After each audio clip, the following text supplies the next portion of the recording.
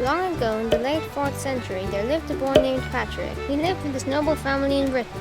One day, first pirates from Ireland raided. They captured many people, Patrick among them.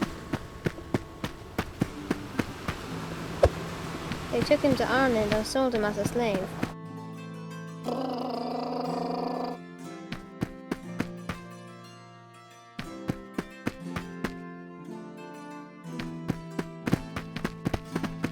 Patrick was forced to look after pigs on a mountain and was very lonely. But for 6 years he prayed 100 times a day and became very close to God.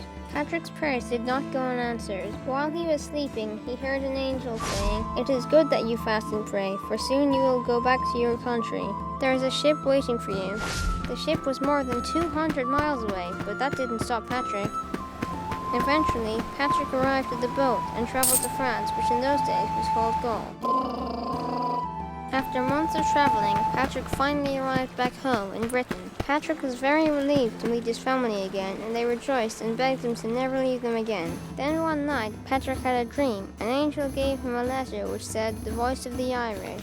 As he read it, he heard many voices pleading with him. "Come back," the voices cried. "Come back and walk among us again." When Patrick woke up, he knew what he must do: return to Ireland and bring the word of God to the Irish people. Although it was hard to leave his family, Patrick left home to study and become a missionary. Soon Patrick, now a bishop, was ready to set sail.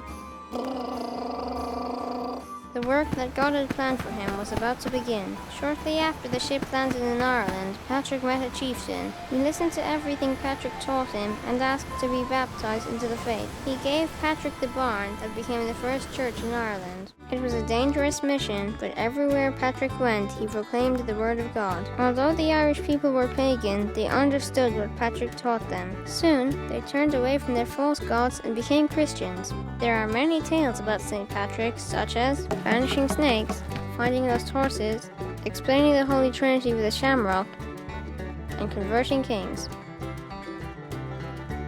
On March 17, 461, Patrick died. His love of God had been so great that shortly after his death, churches were built all over the land, and Ireland became a beacon of Christianity for the whole world.